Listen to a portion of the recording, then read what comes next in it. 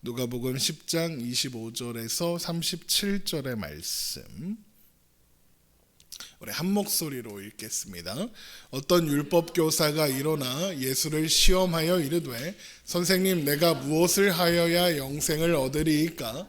예수께서 이르시되 율법에 무엇이라 기록되었으며 내가 어떻게 읽느냐? 대답하여 이르되 내 마음을 다하며 목숨을 다하며 힘을 다하며 뜻을 다하여 주 너의 하나님을 사랑하고 또 내 이웃을 내 자신과 같이 사랑하라 하였나이다.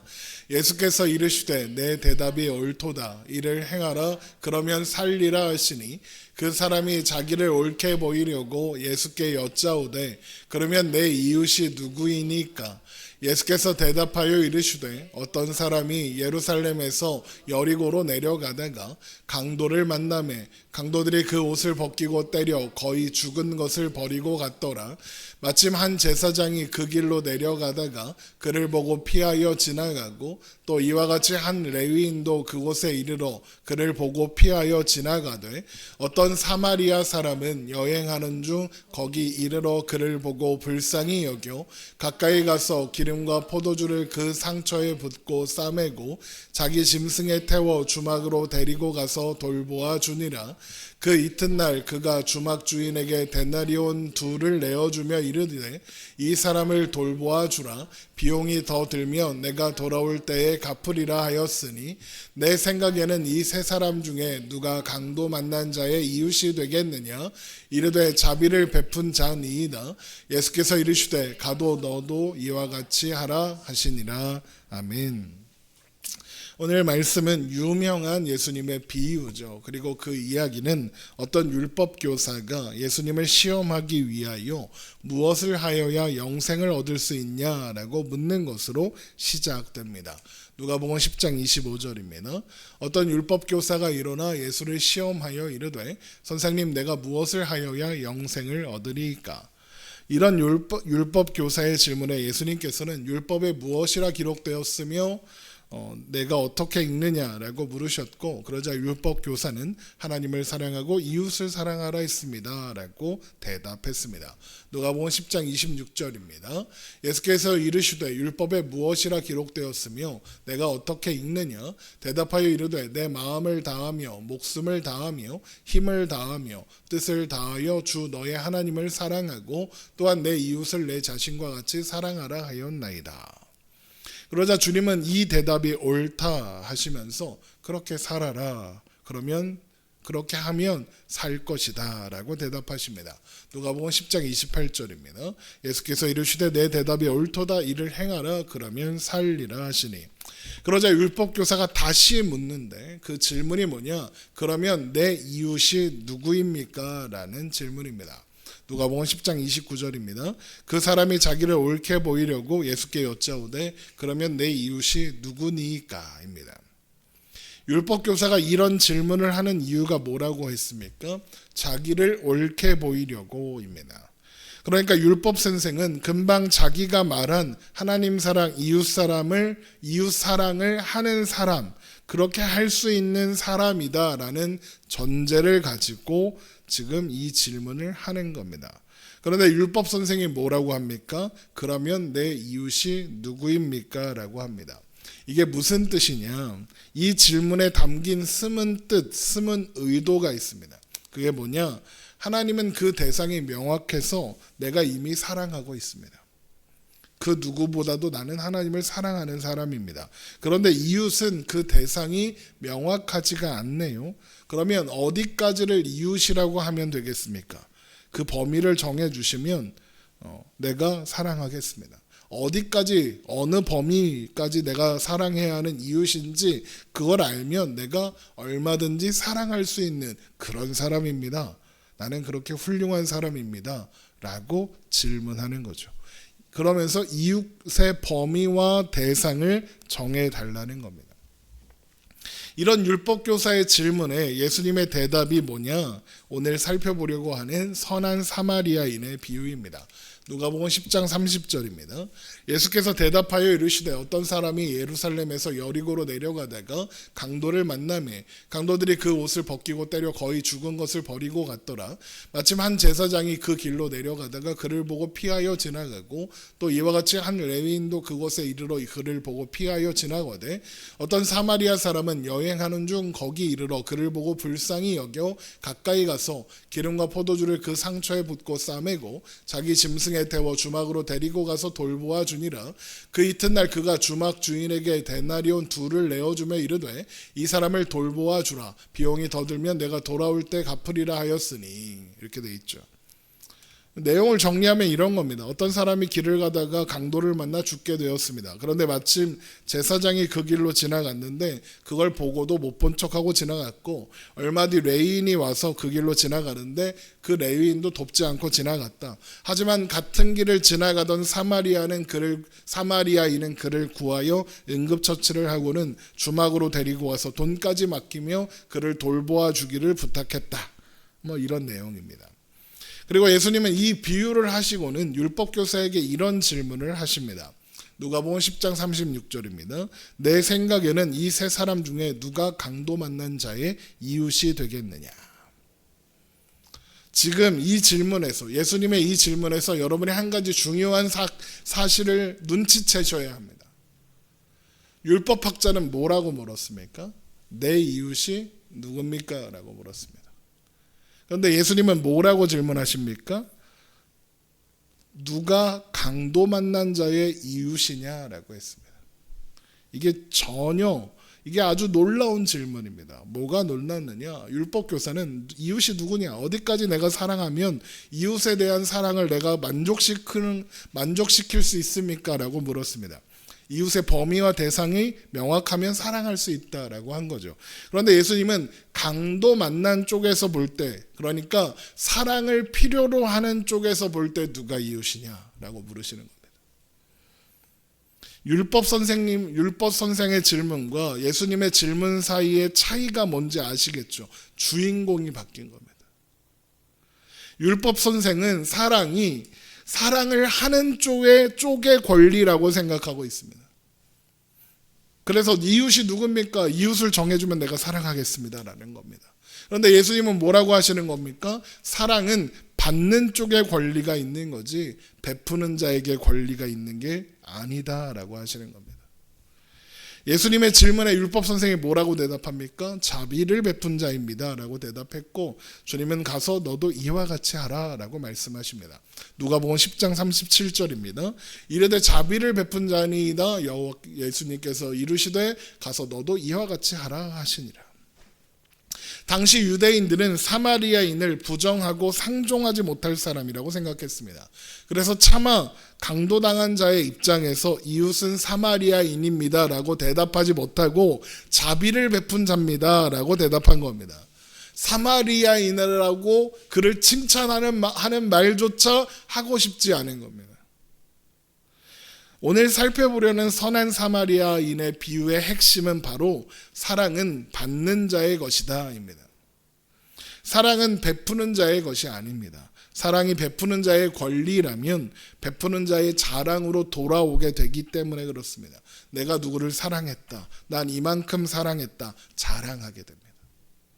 친구 사이, 연인 사이에서 관계에 문제가 생기면 사람들이 뭐라고 하소연합니까? 내가 지한테 어떻게 했는데. 그럽니다. 제가 목사로 살면서 제일 많이 들었던 소리이기도 합니다. 제가 상담하면서도 많이 듣고 또 누가 교회를 떠나거나 또 저한테 함부로 대하거나 목사님이 잘해줬는데 연락도 끊기고 이런 사람들이 있으면 저는 가만히 있는데 옆에 사람들이 저 편 들어준다고 걔는 목사님이 지한테 어떻게 해주셨는데 저런데요? 라는 말을 하더라고요. 내가 했지 지가 했나? 왜 지가 더 난리야 나는 가만히 있는데 이런 생각이 들기도 하지만 많은 사람들이 자기가 잘 챙겨줬던 사람이 자신을 서운하게 하면 그렇게 반응하곤 합니다. 내가 지한테 어떻게 했는데.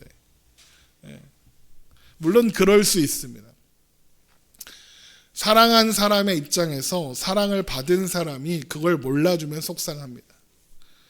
그래서 어떻게 나한테 그러냐라고 할 수 있어요. 거기까지는 좋아요. 저도 그런 생각 많이 하니까요. 그런데 그 속상함이 분노로 바뀌고 그 사랑을 알아주지 못함에 대해 화를 내는 데까지 가요.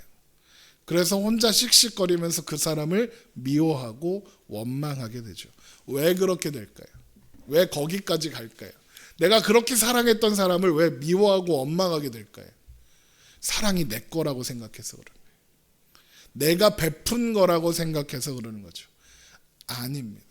사랑은요, 사랑이 필요한 사람에게 가면 끝이어야 하는 거예요. 강도 만난 사람이 볼 때 누가 이웃이었겠느냐? 자비를 베푼 자이니이다. 맞다, 너도 가서 그렇게 해라. 이것이 예수님의 대답이잖아요. 가서 자비를 베풀라는 거예요. 사랑할 수 없는 자를 사랑하라는 거예요. 그걸로 나를 증명하려고 하지 말고 나의 의를 자랑하려고 하지 말라는 거예요. 그건 사랑이 아니라는 거예요. 그래서 사랑은 범위를 지정할 수 있는 게 아니고, 그래서 사랑은 내가 누구는 사랑하고 누구는 사랑하지 않겠다고 할 수 있는 것이 아니라는 거죠.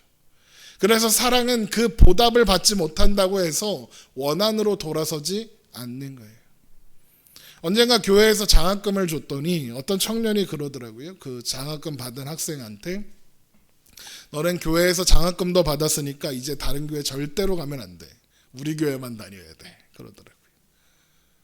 뭐 무슨 마음으로 그런 말을 하는지는 이해를 해요. 아니에요. 그런데 괜찮아요. 우리 교회에서 장학금 받고 다른 교회에 가도 되고, 심지어 절에 가도 돼요. 그 장학금으로 열심히 공부했더니 알고 보니 훌륭한 스님이 되었더라. 그래도 괜찮아요. 왜요? 왜 괜찮죠? 교회에서 장학금을 왜 주나요? 사랑을 나누려고, 사랑 나누겠다고 주는 거잖아요. 그런데 사랑이 어떤 거라고요? 보답을 바라지 않고 보답이 없다고 해서 원한으로 돌아서지 않는 거라고 했어요. 사랑할 수 없는 자를 사랑하는 거라고 했죠. 그러면 줬으면 그걸로 끝이지 뭘 바라고 기대하면 안 되는 거예요. 그래서 제가 제일 싫어하는 행동 중에 하나가, 교회에서 막 연말이다, 추수감사절이다 이러면 막 과일이니 막 이런 거 싸들고 가서 뭐 소방서니 고아원인 이런 데 준 다음에 뭐 해요? 사진 찍어요. 제가 고아원에 대학교 다닐 때 고아원 봉사를 다닌 적이 있었는데, 주말마다 그 아이들이 제일 싫어하는 게 교회들이 뭐 나눠주고 사진 찍는 거예요. 그 사진을 아이들 얼굴도 가리지 않고 교회에다 붙여놓을 거잖아요. 아이들이 당하게 되는 수치심, 그런 거에 관심이 없어요. 근데 원장 선생님은 그거라도 받아야 운영을 하니까 그걸 열심히 유치하시는데, 아이들은 그걸 되게 기분 나빠하고, 그 아이들이 그래서 성장해서 고아원에서 나오면, 보육원이라고 하더라고요, 요즘엔. 보육원에서 나오면 교회를 안 가는 거예요. 교회에서 한 사람들이 나 빨개 배놓고 목욕시킨다고 그거 사진 찍은 거밖에 없거든요. 정치인들이 하는 짓하고 똑같은 짓을 교회에서 해요. 왜? 우리 이렇게 훌륭한 일 한다, 이거 하고 싶어서요. 사진은 뭐하러 찍고 기자는 왜 부르는 건지, 그거 싫어해요. 그걸 싫어해서 그걸 잘 못하나? 그거 할 수 있어도 안 할 거예요. 사랑이 그런 식으로 표현되고 그런 식으로 뭔가 증명하는 쪽으로 가면 안 되는 거예요. 사랑이 원망이나 원한으로 돌아서는 일이 생기는 건 사랑을 왜곡해서 알고 있으니까 그런 거예요.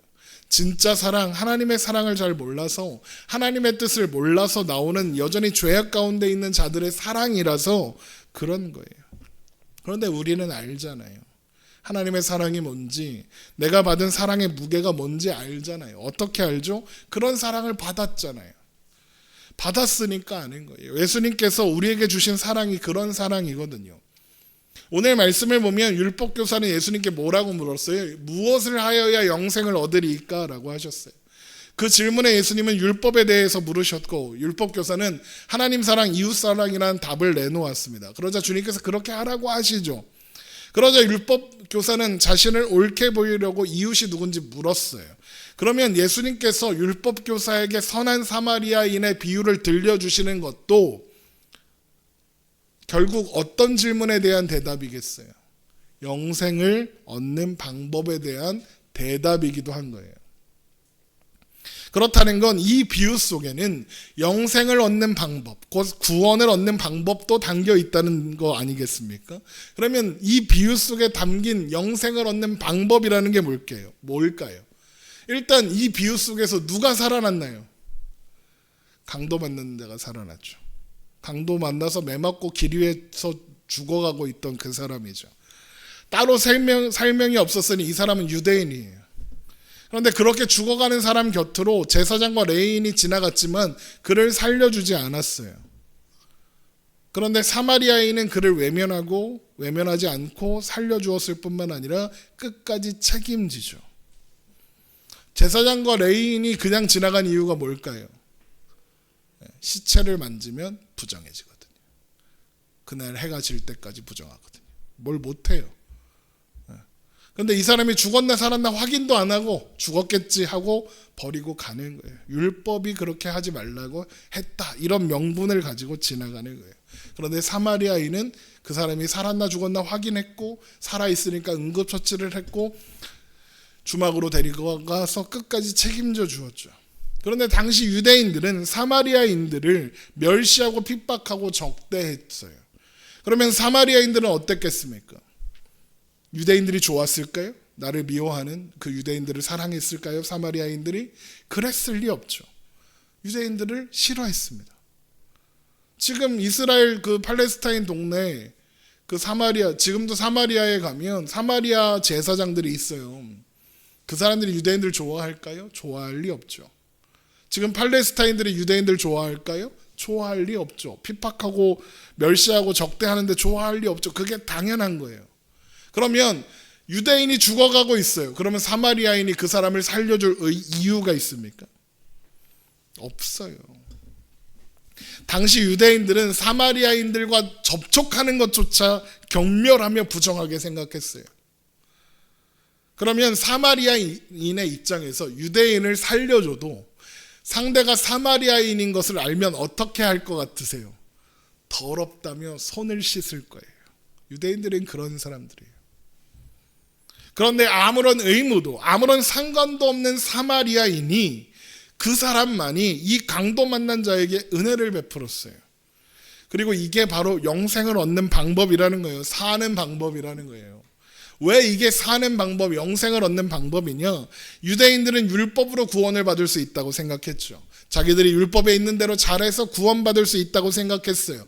그래서 율법교사도 자기를 옳게 보이려고 하나님 사랑은 이미 잘하고 있으니 이웃 사랑을 할 수 있도록 이웃의 범위를 정해주세요 라고 해달라고 그렇게 한 거잖아요. 그런데 예수님은 강도 만난 자를 제사장과 레위인이 안 구해주더라, 못 구해주더라 라는 이야기를 하시는 거예요. 이게 무슨 의미겠어요? 제사장과 레위인으로 상징되는 율법을 지키는 것으로는 구원을 받을 수 없다는 거예요. 그러면 어떻게 구원을 받을 수 있어요? 사마리아인을 통해서 구원을 받죠. 사마리아인이 어떤 존재인데요? 유대인들이 멸시하고 핍박하고 적대하는 존재, 유대인들과 아무 상관없는 존재. 그런 사마리아인이 강도 만난 자를 자기 돈을 써가면서 자기를 희생해 가면서 살려줬대요. 이게 무슨 말이겠어요? 이건 또 너희를 구원하는 자는 너희가 멸시하고 핍박하고 적대하는 자, 너희와 아무 상관없는 자, 너희가 사마리아인처럼 대접하는 자가 너희에게 자신의 모든 것을 내어줌으로써 너희를 구원한다. 그러면 유대인들이 멸시하고 적대하고 핍박하는 그 사람, 그래서 사마리아인처럼 대접하는 그 사람이 누구겠어요? 율법 교사가 지금 시험하려고 하는 분이죠. 예수 그리스도, 우리 주님. 이 비유 속에서 사마리아인이 예수님인 거예요. 예수님이 사마리아인이라는 얘기가 아니라 이렇게 얘기하면 꼭 헷갈려가지고 그럼 예수님이 사마리아인 아니요, 예수님 유대인이셨죠. 그런데 이 비유 속에서 사마리아인이 비유하고 있는 건 예수님이라는 거예요. 그리고 이 비유 속에 강도 만난 자는 이스라엘 백성들이죠. 구원이 필요한 그들이요. 그들은 죄악에 철저히 짓밟혀 모든 것을 빼앗기고 비참한 영적인 상태 가운데 있었어요.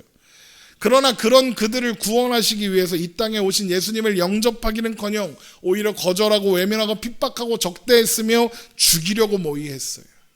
그러나 그런 이스라엘을 위하여 예수님은 아무런 조건 없이, 아무런 자격 없이 자신의 모든 것을 내어주사 구원해 주셨어요. 하나님의 아들이 아무 상관없는 자들을 살리겠다고 죽으시는 거예요. 우리는 어때요? 우리도 마찬가지죠. 우리도 강도 만난 자였어요. 우리는 죄와 허물로 죽었던 존재이며 하나님을 대적하고 예수님을 대적하던 본질상 진노의 자녀, 그런 사람들이었어요. 그러나 예수님께서 우리를 위하여 죽으시고 다시 살아나셔서 우리를 그 죽었던 자리에서 꺼내시고 구원하사 하나님 나라 백성이 되게 하셨어요. 에베소서 2장 1절, 그는 허물과 죄로 죽었던 너희를 살리셨도다. 그때의 너희는 그 가운데서 행하여 이 세상 풍조를 따르고 공중 권세 잡은 자를 따랐으니 곧 지금 불순종의 아들들 가운데서 역사하는 영이라. 전에는 우리도 다 그 가운데서 우리의 육체의 욕심을 따라 지내며 육체와 마음에 원하는 것을 하여 다른 이들과 같이 본질상 진노의 자녀이었더니, 강도 만난 자였더니, 그래서 다 죽어 있었더니 국률이 풍성하신 하나님이 우리를 사랑하신 그 큰 사랑을 인하여 허물로 죽은 우리를 그리스도와 함께 살리셨고 너희는 은혜로 구원을 받은 것이라. 그래서 주님께서 어떻게 해야 영생을 얻을 수 있냐는 율법교사의 질문에 선한 사마리아인의 비유를 들려주시며 너도 가서 이와 같이 하라라고 하신 거예요. 이건 네가 바로 강도 만난 자 아니냐, 너는 내 이웃이 누구냐고 묻느냐, 바로 네가 시험하려고 하는 내가 너의 선한 이웃이다. 너에게 필요한 이웃은 오직 나뿐이다. 영생을 너에게 줄 수 있는 유일한 이웃이 나다 라고 말씀하시는 거예요. 앞에서 제가 사랑은 받는 쪽에 권리가 있다라고 말씀드렸었죠. 그래서 사랑은 조건이나 자격을 요구하지 않는다고도 말씀드렸죠. 예수님께서 우리에게 베푸신 사랑이 바로 그런 사랑이잖아요. 우리가 아직 죄인 되었을 때 그리스도께서 우리를 위하여 죽으심으로 하나님께서 우리에 대한 자기의 사랑을 확증하셨느니라. 우리가 아직 죄인 되었을 때, 무슨 말이에요? 하나님 앞에 우리가 아직 자격 없었을 때, 하나님 보시기에 우리가 예쁘지 않았을 때 하나님이 우리를 사랑하셨고 하나님의 희생을 감수하셨다는 거예요. 그러니까 그 사랑이 포기될 수가 없는 거죠. 로마서 8장 35절, 누가 우리를 그리스도의 사랑에서 끊으리요? 환난이나 공고나 박해나 기근이나 적신이나 위험이나 칼이랴. 기록된 바 우리가 종일 주를 위하여 죽임을 당하게 되며 도살당할 양같이 여김을 받았나이다 함과 같으니라. 그러나 이 모든 일에 우리를 사랑하시는 이로 말미암아 우리가 넉넉히 이기느니라. 내가 확신하노니 사망이나 생명이나 천사들이나 권세자들이나 형제일이나 장래일이나 능력이나 높음이나 기쁨이나 다른 어떤 피조물이라도 우리를 우리 주 그리스도 예수 안에 있는 하나님의 사랑에서 끊을 수 없으리라. 그 어떤 것도 하나님의 사랑에서 우리를 떨어뜨려 놓을 수 없대요. 왜요? 우리가 자격이 있어서, 우리가 뭔가 조건을 갖추어서 우리를 구원하시고 우리를 사랑하신 게 아니니까요. 하나님이 먼저 사랑하셨으니까요. 자식이 부모의 사랑과 정성에 보답하지 않고 실망만 시키고 심지어 배신한다 해도 자식을 잊고 포기하는 부모는 없잖아요. 물론 자식이 그러면 부모의 마음이 아프고 가슴을 후벼 파는 것 같을 거예요. 그러나 그래도 자식을 버리지는 않아요. 외면하지 못해요. 왜? 부모니까. 그 사랑에서 끊을 수가 없어요. 지워버릴 수가 없어요. 제가 좋아하는 영화 중에 공공의 적이라는 영화가 있어요. 온갖 험한 욕들이 막 난무하고 그러는 영화긴 한데, 그 영화 제일 진짜 오래된 영화예요. 지금 봐도 재밌는데 그 첫 번째 공공의 적이라는 오래된 그 영화를 보면 나쁜 놈이 부모를 죽이는 아들이에요. 돈 때문에 부모를 죽여요. 페류나가 나오죠. 그리고 이제 주인공이 얘를 때려잡는 얘기예요. 그런데 이 범인이 어떻게 잡히냐면, 증거가 하나도 없었거든요.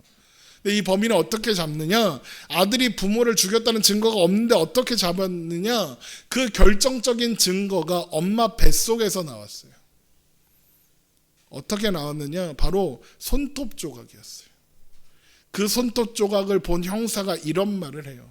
자식 새끼가 부모를 죽이고 실수로 떨어뜨린 손톱 조각을 엄마가 죽어가면서 삼킨 거거든. 부모가 그런 거거든. 자식 새끼가 자기를 찔러 죽이는 나쁜 놈이든 상관없이 숨겨주고 싶은 거거든. 지키려고 하는 거거든. 생각해 보세요. 우리가 하나님한테 그런 짓을 한 거잖아요. 우리가 예수님을 십자가에 못 박았고 우리가 예수님 옆구리를 창으로 찌른 거예요. 우리가 달렸어야 할 십자가에 예수님이 달리신 거고 우리가 찔렸어야 했을 창에 예수님이 찔리신 거예요. 그런데도 우리를 살리겠다고 십자가에 오르셨고 그런 우리를 지키겠다고 침묵하시는 거예요. 이사야 53장 5절 그가 찔림은 우리의 허물 때문이요 그가 상함은 우리의 죄악 때문이라. 그가 징계를 받음으로 우리는 평화를 누리고 그가 채찍에 맞음으로 우리는 나음을 받았도다. 우리는 다 양 같아서 그릇 행하여 각기 제 길로 갔거늘 여호와께서는 우리 모두의 죄악을 그에게 담당시키셨도다. 그가 곤욕을 당하여 괴로울 때에도 그의 입을 열지 아니하였으며 마치 도수장으로 끌려가는 어린 양과 털 깎는 자 앞에서 잠잠한 양같이 그의 입을 열지 아니하였도다. 곤욕을 당하여 괴로울 때도 입을 열지 않으셨대요. 죄 없으신 분이 우리 죄를 대신 짊어지시고 채찍에 맞고 십자가에 못 박혀 창에 찔리시는데 우리를 향해 손가락질도 하지 않으시고 우리를 원망하지도 않으시고 침묵하셨대요. 왜요? 우리를 사랑해서요. 살리시려고요. 그리고 나서 예수님은 우리에게 뭐라고 말씀하시는 거예요? 너도 이와 같이 하라. 사랑하라 라고 하시는 거예요. 요한일서 4장 7절 사랑하는 자들아 우리가 서로 사랑하자. 사랑은 하나님께 속한 것이니 사랑하는 자마다 하나님으로부터 나서 하나님을 알고 사랑하지 아니하는 자는 하나님을 알지 못하나니 이는 하나님은 사랑이심이라. 하나님의 사랑이 우리에게 이렇게 나타난 바 되었으니 하나님이 자기의 독생자를 세상에 보내심은 그로 말미암아 우리를 살리려 하심이라. 사랑은 여기 있으니 우리가 하나님을 사랑한 것이 아니요 하나님이 우리를 사랑하사 우리 죄를 속하기 위하여 화목제물로 그 아들을 보내셨음이라. 사랑하는 자들아 하나님이 이같이 우리를 사랑하셨은즉 우리도 서로 사랑하는 것이 마땅하도다. 우리는 하나님이 먼저 우리에게 사랑을 베푸셨다는 것을 알고 있으니 우리는 그런 존재니 사랑해라 그거예요. 우리만이 하나님의 사랑을 받아 하나님의 백성된 우리들만이 그 사랑을 알아요. 그리고 그 사랑을 아는 자만이 비로소 사랑할 수 있어요. 세상은 사랑 못해요. 왜요? 그들은 사랑을 모르거든요. 세상은 사랑을 받아본 적이 없거든요. 그래서 사랑할 수가 없어요. 그래서 세상이 생각하는 사랑은 율법 교사가 생각했던 사랑과 똑같아요. 베푸는 자의 권리라고 생각하죠. 그건 사랑이 아니에요. 진정한 사랑, 하나님의 사랑을 아는 자의 사랑은 사랑을 모르는 이들을 사랑하는 거예요. 밀쳐내고 그 사랑을 받지 않겠다고 발버둥치고 미운 짓만 골라하고 사랑을 아무리 퍼주어도 배신하고 외면하고 도망가는 그 존재를 포기하지 않고 사랑하는 거예요. 그런 하나님의 사랑을 받았다는 걸 아니까 그래서 내가 가진 사랑도 포기할 수가 없는 거예요. 주님께서 몸소 우리에게 사랑을 보여주시고 그 사랑을 하라고 말씀하시는 거예요. 요한일서 3장 16절 그가 우리를 위하여 목숨을 버리셨으니 우리가 이로써 사랑을 알고 우리도 형제들을 위하여 목숨을 버리는 것이 마땅하니라. 예수님께서 우리를 위하여 목숨을 버리는 사랑을 하셨으니 목숨을 아끼지 않는 사랑을 하셨으니 너희도 목숨을 아끼지 않는 그 사랑을 하래요. 목숨을 아끼지 않는 사랑이라는 게 뭐가 있어요? 사랑하고 죽으면 아무것도 돌려받지 못하잖아요. 그런 사랑을 하라는 거예요. 목숨도 아끼지 않는 사랑은 돌려받을 것을, 보답받을 것을 기대하지 않는 사랑인 거예요. 받은 사랑으로 더 사랑하는 것, 하나님의 마음으로 사랑하는 것, 내가 원하는 방식과 내가 생각하는 모습으로 그 상대를 만들어내기 위해 하는 사랑이 아니라 하나님의 사랑을 알고 그 사랑으로 사랑하고 그리고 그 사랑을 만나는 이가 하나님의 사랑을 만나게 하는 것, 그것이 우리가 사랑하는 방식이라는 거예요. 그래서 사랑장으로 유명한 고린도전서 13장에 이런 말씀이 있는 거죠. 고린도전서 13장 1절 내가 사람의 방언과 천사의 말을 할지라도 사랑이 없으면 소리나는 구리와 울리는 꽹과리가 되고 내가 예언하는 능력이 있어 모든 비밀과 모든 지식을 알고 또 산을 옮길 만한 모든 믿음이 있을지라도 사랑이 없으면 내가 아무것도 아니요 내가 내게 있는 모든 것으로 구제하고 또 내 몸을 불사르게 내줄지라도 사랑이 없으면 내게 아무 유익이 없느니라. 이 말씀이 무슨 말이겠어요? 사랑하고 사랑이란 어떤 행동을 하고 어떤 행위를 하고 너는 없지 나 있다 이거 하지 말라는 거예요. 우리가 가진 믿음의 증거들, 믿음의 핵심을 열심이라고 생각하는데 능력이나 경건이나 열심히 하는 걸로 생각하기 쉬운데 그리고 사랑은 그 중에 하나일 거라고 생각하는데 사랑이 핵심이라는 거예요. 사랑이 본체라는 거예요. 사랑이 전부라는 거예요. 다른 거 다 필요 없다는 거예요. 사랑은 우리를 이루는 어느 구성 요소 중 한 가지가 아니라 전부라는 거예요. 내가 예언하는 능력이 있고 모든 비밀과 모든 지식을 알고 또 산을 옮길 만한 믿음이 있어도 사랑이 없으면 내가 아무것도 아니요. 놀라운 믿음이 있어도 사랑이 없으면 아무것도 아니에요. 사랑이 없으면 나는 아무것도 아니요. I'm nothing. 나는 아무것도 없어. 나는 존재하지 않아. 이런 뜻이에요. 사랑이 없으면 신자는 기독교인은 없는 존재라는 거예요. 사랑이 없으면 신앙이 없다. 이게 아니라 신자 자체가 없다고요. 없는 거예요, 그냥. 하나님의 백성의 본체가 사랑이래요. 거기서부터 능력도 나가고 구제도 나가고 하는 거예요. 거기서부터 뭐든지 시작되는 거예요. 사랑이 믿음의 모양이 되고 활동이 되는 거예요. 신자의 모든 것은 사랑으로부터 출발해야 한다는 거예요. 그래서 사랑은 개념이거나 원리가 아니라 그 본질, 본체라는 거예요. 사도 바울이 왜 방언하고 예언하고 놀라운 믿음이 있고 구제를 하고 헌신하고 그래도 사랑이 없으면 아무것도 아니다 라고 하시는지 알겠죠? 방언한다고 예언한다고 방언 통변한다고 까불지 말라는 거예요. 네가 뭘 한다고 자랑하지 말라는 거예요. 고린도 교회는요 은사가 많이 나타나는 교회였대요. 그래서 자연스럽게 은사자들을 존경하는 사람들이 많아졌겠죠. 그런데 나중에는 은사자들이 잘난 척하고 교회에 덕을 세우지 못하게 돼요. 왜? 은사만 믿고 까불어요. 은사만 믿고 까불어요. 노래 잘하는 애들이 노래 잘한다고 까불어요. 찬양 인도하는 애들이 왜 그렇게 까부는 줄 아세요? 지가 잘났다고 까불어요. 그래서 사도 바울이 그러는 거예요. 사랑이 가장 큰 은사고 사랑하지 않으면 다른 게 아무리 말해도 전부 말짱 꽝 아무것도 아니니까 까불지 마. 네가 뭘 한다고 까불기는 그러는 거예요. 사랑은 우월함으로 나타나는 것이 아니고 사랑은 자랑으로 나타나지 않고 사랑은 내 욕심을 채우기 위한 것으로 나타나는 것도 아니라는 거예요. 그러잖아요. 내가 너를 사랑해서 그러는 거야. 웃기지 말고 입 닥치고 있으라는 거예요. 다 내가 너를 생각해서 하는 말이야. 너를 생각해서 하는 게 아니라 네가 답답해서 하는 소리잖아. 사랑은 쥐뿔. 그럼 사랑은 어떻게 하는 거예요?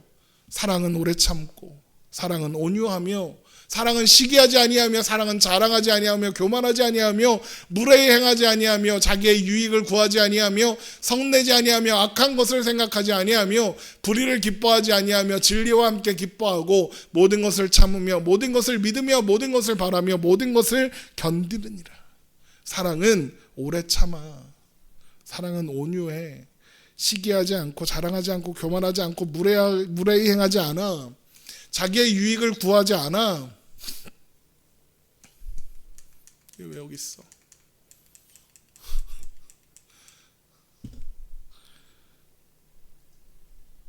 오래 참음으로 성내지 않고 악한 것을 생각하지 않는 것으로 불의를 기뻐하지 않고 진리와 함께 기뻐하는 것으로 모든 것을 참아주고 모든 것을 견뎌주는 것으로 사랑은 나타나야 한다는 거예요. 왜요?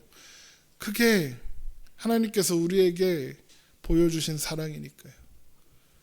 우리를 죄악 가운데 건지신 사랑, 우리의 참담함을 참아주신 사랑, 우리의 미련함을 견뎌주신 사랑, 우리는 그런 사랑을 받은 거예요. 그런 우리에게 주님이 말씀하시는 거예요. 너도 가서 그렇게 사랑해라. 그런데 이게 참 어려워요. 매번 말씀드리지만 쉽다고 하지 않습니다. 사랑해야 하는데 이거 다 압니다.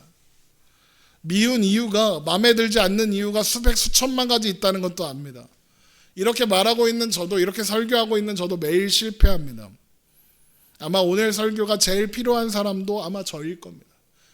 사실 매주 그래요. 제가 하는 설교의 90%는 다 저한테 하는 소리예요. 어떤 사람이 목사님 그거 저 들으라고 한 설교죠. 아니 나 들으라고 한 소리야. 그런데 여러분, 우리는 할 수 있어요. 예수님이 먼저 우리를 사랑하셨거든요. 그래서 우리를 사랑할 수 있는 존재로, 그래서 우리를 30배, 60배, 100배 결실할 수 있는 좋은 땅으로 만들어 놓으셨거든요. 좋은 땅은 씨앗을 그 속에 품어 열매 맺게 하잖아요. 그리고 아무런 대가도 바라지 않죠. 땅이 다 캐간다고 뭐라 해요? 뭐 하나 안 남겨놓는다고 뭐라 하죠? 않잖아요. 예수님께서 우리를 그런 좋은 땅으로 만들어 놓으셨어요. 사랑이, 추수감사절에 왜 이런 설교를 합니까? 이게 추수감사절의 의미라서 그런 거예요. 이게 우리의 삶에, 사랑이 우리의 삶에 가득 맺어지는, 소망해야 하는 아름다운 열매인 거예요. 사랑으로 가득해지는 거예요. 예수님께서 우리를 먼저 한없는 사랑으로 사랑해 놓으시고는 이제 너도 사랑해라. 너도 사랑할 수 있는 존재다. 그러시는 거예요.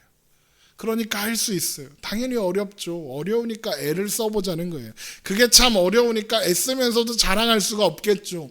내가 하는 사랑의 행동, 구제, 용서, 나눔, 참아줌, 그런 걸 자랑 못해요. 왜? 못하니까. 왜? 그거 이상으로 뭘 못하니까. 어떻게 자랑을 해요?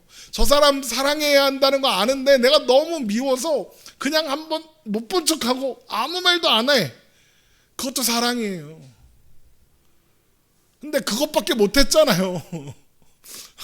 그럼 어떻게 자랑하냐고요. 용서한 것보다 용서 못한 게 훨씬 많고, 참아준 것보다 못 참은 게 훨씬 많은데 어떻게 뭘 자랑해요? 난 이렇게 대단하게 사랑하는 사람이야. 뭐 어떻게 해요?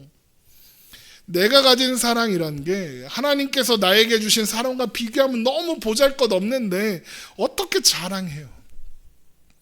그래서 우리는 모두 할 수 없느냐? 나는 할 만큼 했다. 이 이상 해줄 수 있는 사람은 아무도 없을 거다. 난 참아줄 만큼 참아줬다. 내가 너 도와줄 만큼 도와줬다. 이제부터 안 되면 다 네 탓이다. 이것도 못해요. 죄송하지만 그거 사랑 아니에요. 내 할 바를 다 했으니 이제 너 알아서 해라. 이거 사랑 아니에요. 하나님이 우리에게 주신 사랑은 그런 식의 사랑이 아니에요. 하나님이 우리에게 베푸신 사랑은 한 번도 멈추신 적이 없어요. 그래서 우리는 나를 참아주신 하나님을 기억하며 할 만큼 했어도, 참을 만큼 참았어도 한 번 더 참고 한 번 더 해보는 그런 사랑을 해보는 거예요. 70번씩 7번씩 70번이라도 용서해라. 그래서 그렇게 하시는 거예요. 490번만 하라는 게 아니잖아요. 계속 하라는 거예요. 왜? 하나님이 그렇게 하셨다는 거죠. 한 번 더 해보는 거예요. 한 번만 더 해보는 거예요. 한 번만 참아주는 거예요. 하고 싶은 거 한 번 참아보는 거예요. 원망하고 저주하고 싶은 마음 한 번 참아보는 거예요. 어제보다 오늘 더 사랑해보는 거예요.